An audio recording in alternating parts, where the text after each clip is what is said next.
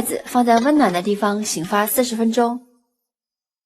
下面我们准备半根胡萝卜，先把它切成片，再把它切成细丝，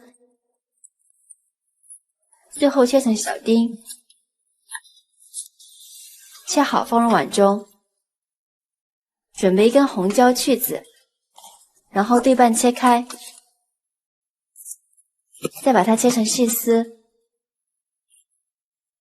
最后也切成小丁放入碗中。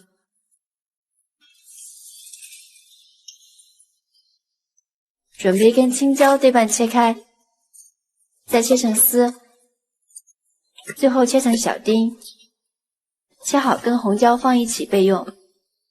下面再来准备一把小葱，把它切成葱花，